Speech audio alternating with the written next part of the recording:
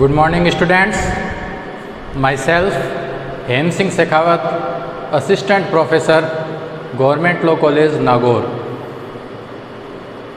जैसा कि आप सभी जानते हैं आरजेएस की वैकेंसी आ चुकी है, 120 सीटें हैं।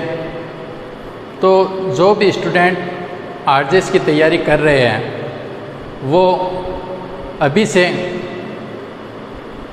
पूरे जोश के साथ में तैयारी में लग जाए। जो भी आपका सिलेबस है उसको डिवाइड करके criminal, civil, Hindi, English daily routine के अंदर प्रत्येक सब्जेक्ट का अध्ययन करें। सिविल प्रोसीजर कोड, सिविल प्रक्रिया संहिता 1908, सिविल प्रोसीजर कोड के अंदर आज हम जो टॉपिक डिस्कस करने जा रहे हैं वो है सेक्शन 2 डेफिनेशन क्लॉज। धारा 2 के अंदर कुछ परिभाषाएं दी गई है। धारा 2 में जो डेफिनेशंस दी गई है, परिभाषाएं दी गई है, वो वर्ड सीपीसी के अंदर बार बार यूज में आते हैं। उनका क्या अर्थ है? तो जो सेक्शन 2 के अंदर डेफिनेशन क्लोज दिया गया है उसमें जो इम्पोर्टेंट महत्वपूर्ण जो परिभाषाएं हैं उनको आज हम इस वीडियो के माध्यम से समझने का प्रयास करेंगे।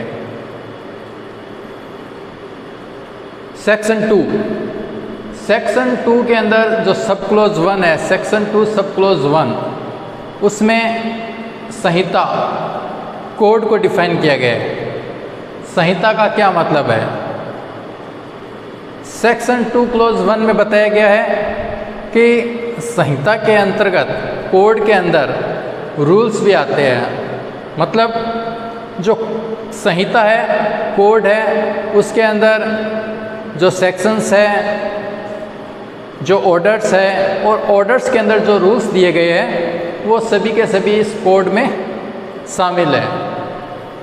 Section 2 close 2 degree, very important है ये न केवल आपके कंपटीशन के माध्यम से, कंपटीशन के दृष्टिकोण से, बल्कि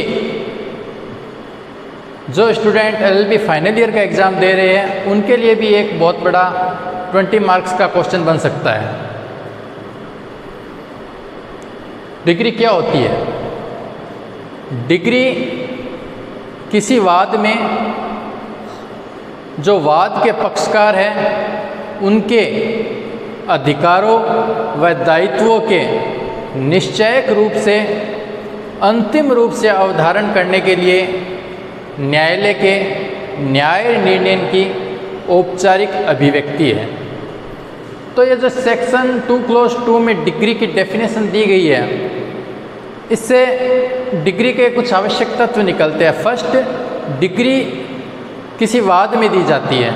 सेकंड, डिग्री के द्वारा वाद के जो पक्षकार हैं उनके अधिकारों और दायित्वों का निर्धारण किया जाता है।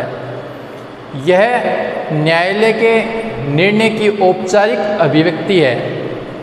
न्यायालय का जो निर्णय है वो न्याय निर्णय होना चाहिए। और जो डिग्री दी जाती है वो फाइनल, अंतिम होनी चाहिए। औपचारिक अभिव्यक्ति का मतलब है कि जो वाद कोर्ट के सामने आया और जो उसमें अनुतोष रिलीफ मांगा गया, उस अनुतोष को न्यायालय के द्वारा स्पष्ट रूप से स्वीकार या अस्वीकार करना। न्याय निर्णय का मतलब है कि न्यायालय के द्वारा जो निर्णय दिया गया है वो मेरिट्स, गुणावगुण के आधार पर दोनों पक्षकारों को सुनकर दिया गया है। अब जो डिग्री है वो प्रारंभिक भी हो सकती है और अंतिम भी हो सकती है। प्रारंभिक डिग्री वह होती है जो वाद का पूर्ण रूप से निपटारा नहीं करती, जबकि अंतिम डिग्री वाद का पूर्ण रूप से निपटारा कर देती है। ये जो डिग्री है इसके लिए हम एक अलग से अपना वीडियो बनाएंगे, ठीक है, जिसमें पूरे डिग्री के बारे में विस्तार पूर्वक अपन समझेंगे। फिर सेक्शन 2 क्लोज 3 कि डिग्रीदार क्या है। डिग्रीदार से ऐसा कोई व्यक्ति जिसके पक्ष में, जिसके फेवर में कोई डिग्री जारी की गई है या निष्पादन योग्य आदेश दिया गया है। तो जिसके फेवर के अंदर डिग्री जारी होती है या जिसके फेवर के अंदर कोई निष्पादन योग्य आदेश दिया जाता है वो कहलाता है डिग्रीदार।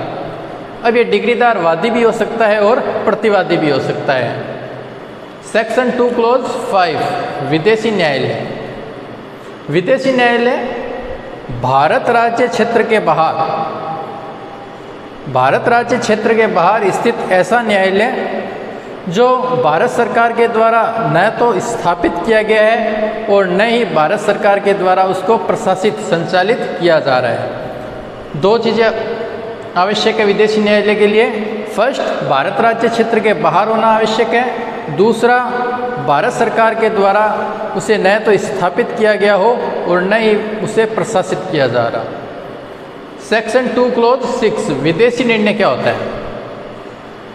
विदेशी न्यायालय के द्वारा जो भी निर्णय दिया जाता है वो निर्णय कहलाता है विदेशी निर्णय। तो आपको ये ध्यान रखना होगा कि डिग्री की डेफिनेशन किसमें दी गई है, सेक्शन 2 में भी, सब क्लोज 2 में है। विदेशी न्यायालय की 2 क्लोज 5 के अंदर, विदेशी निर्णय की 2 क्लोज 6 के अंदर आपसे ऑब्जेक्टिव क्वेश्चन पूछा जा सकता है कि विदेशी निर्णय को सीपीसी में कहाँ डिफाइन किया गया है, 2 क्लोज 6, 2 क्लोज 5, 2 क्लोज 3 या 2 क्लोज 7। तो आपको ये ध्यान रखना होगा कि विदेशी निर्णय 2 क्लोज 6 के अंदर डिफाइन किया गया है। फिर आता है सरकारी प्लीडर क्या होता है। सीपीसी के सेक्शन 2 क्लोज 7 में सरकारी प्लीडर का क्या अर्थ बताया गया है कि सरकारी प्लीडर के अंतर्गत ऐसा कोई पदाधिकारी आता है जो सिविल प्रक्रिया संहिता, इस संहिता के द्वारा सरकारी प्लीडर पर जो कर्तव्य अधिरोपित किए गए हैं उन सभी कार्यों को करने के लिए या उनमें से किसी कार्य को करने के लिए राज्य सरकार के द्वारा नियुक्त किया गया है। और इसमें सरकारी प्लीडर के निर्देशों के अकॉर्डिंग जो प्लीडर कार्य कर रहा है वो भी सरकारी प्लीडर समझा जाएगा।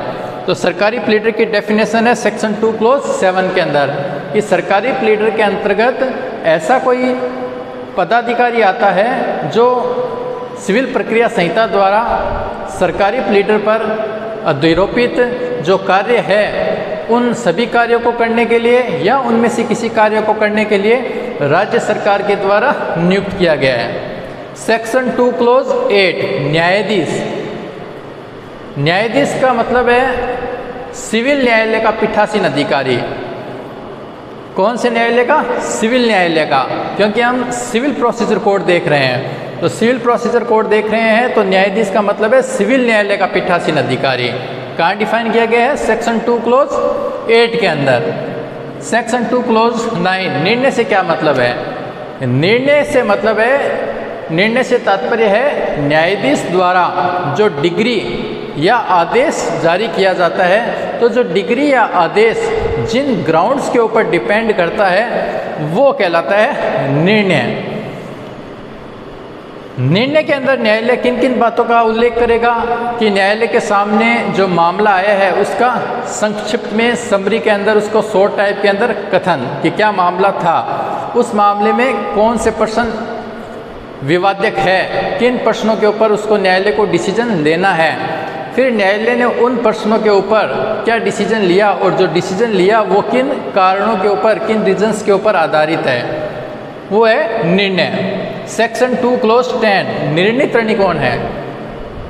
वह व्यक्ति जिसके विरुद्ध कोई डिग्री पारित की गई है न्यायालय के द्वारा या जिसके विरुद्ध कोई निष्पादन योग्य आदेश दिया गया है वो कहलाता है निर्णीत ऋणी।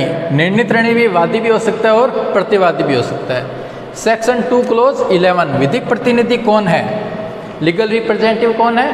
वह व्यक्ति जो विधि की दृष्टि में, कानून की दृष्टि में किसी मृत व्यक्ति की जो प्रॉपर्टी है, मृत व्यक्ति की जो संपदा है उसका प्रतिनिधित्व करता है या जो मृतक व्यक्ति की जो संपदा है उसमें इंटरफेयर, हस्तक्षेप करता है, दखलंदाजी करता है, या जिसे मृत व्यक्ति की संपदा उसके मरने के बाद में विधि के अनुसार न्यागमन होती है, उसके पास में उसकी संपदा विधि के अनुसार जाती है, वह व्यक्ति कहलाता है विधिक प्रतिनिधि। सेक्शन 2 क्लॉज 12 अंतकालीन लाभ, जिसे मेन प्रॉफिट या मध्यवर्ती लाभ के नाम से भी जानते हैं। क्या है कि संपत्ति पर सदोष कब्जे से ब्याज सहित लाभ, जिन्हें सदोष कब्जा रखने वाला व्यक्ति प्राप्त किया है या मामूली वो तत्परता बरतता तो उसे प्राप्त कर सकता था, परंतु अवैध रूप से कब्जा रखने वाले व्यक्ति ने यदि कोई एक्स्ट्रा एफर्ट करके कोई लाभ कमाया है तो वो अंतकालीन लाभ के अंदर शामिल नहीं होगा। दूसरे शब्दों में इसको समझाता हूँ कि यदि कोई व्यक्ति जिसकी प्रॉपर्टी पर, अचल संपत्ति पर किसी अन्य व्यक्ति ने अवैध रूप से कब्जा कर लिया है, तो जिस व्यक्ति ने अवैध रूप से उस प्रॉपर्टी पर कब्जा किया है और जिस व्यक्ति की प्रॉपर्टी पर कब्जा किया है, यदि वह प्रॉपर्टी उस व्यक्ति के पास में बनी रहती तो वह उससे जो लाभ कमा सकता था, परंतु वह नहीं कमा पाया, लाभ प्रॉफिट नहीं ले पाया, क्योंकि उसको उसकी संपत्ति से अवैध रूप से बेकब्जा कर दिया गया है, तो वह उन लाभों को उस व्यक्ति से प्राप्त करने का अधिकारी हो जाता है जिसने अवैध रूप से उसकी अचल संपत्ति पर कब्जा किया है। फिर आता है आदेश। आदेश से सिविल न्यायालय के किसी विनिश्चय की औपचारिक अभिव्यक्ति है जो डिग्री नहीं है, यानी सिविल कोर्ट के विनिश्चय की औपचारिक अभिव्यक्ति जो डिग्री में शामिल नहीं है उनको हम क्या मानेंगे? आदेश। Section 2 clause 14। जैसे किसी वाद के अंदर डिग्री है, वो तो निर्णय उस मामले में हो जाता है, उसके बाद में दिया जाता है। डिग्री प्रारंभिक भी हो सकती है, अंतिम भी हो सकती है। वाद पेश करने से लेकर उस वाद का डिसीजन होता है, उसके बीच में बहुत सारी उस वाद के अंदर एप्लीकेशंस, याचिकाएं पेश की जाती है। उन याचिकाओं के संबंध में न्यायालय के द्वारा समय समय पर जो ऑर्डर दिया जाता है वो होता है आदेश। तो वाद में आदेशों की संख्या पर कोई प्रतिबंध नहीं है, एक वाद में कितने भी आदेश पारित हो सकते हैं। Section 2 clause 15। प्लीडर क्या होता है? प्लीडर सेक्शन 2 क्लॉज 15 में डिफाइन किया गया है कि न्यायालय में किसी अन्य व्यक्ति के लिए उपस्थित होने, उपसंजात होने और उसकी ओर से अभिवचन करने के लिए अधिकृत व्यक्ति क्या कहलाता है? प्लीडर कहलाता है। कौन कहलाता है प्लीडर? न्यायालय में किसी अन्य व्यक्ति के लिए उपसंजात होने और उसकी ओर से अभिवचन करने के लिए अधिकृत व्यक्ति प्लीडर कहलाता है। प्लीडर के अंतर्गत अधिवक्ता को, वकील को और हाईकोर्ट का जो अटॉर्नी है उसको भी शामिल किया गया है। तो ये सेक्शन 2 है जिसके अंदर बहुत सी डेफिनेशन दी गई है और आपसे प्री के अंदर, मेंस के अंदर बहुत से क्वेश्चन इसमें से पुटअप किए जा सकते हैं। डिग्रीदार कौन होता है, निर्णीतरणी कौन होता है, डिग्री क्या होती है, मध्यवर्ती लाभ क्या है, कहाँ पर इनको डिफाइन किया गया है। तो एक एक सेक्शन और उसके सब सेक्शन को आपको बहुत ही डीपली, गहराई से अध्ययन करना होगा, तभी आप कंपटीशन के अंदर जो अन्य स्टूडेंट हैं उनको टक्कर देके इस कंपटीशन को फाइट करके और क्लियर कर पाओगे। थैंक्स।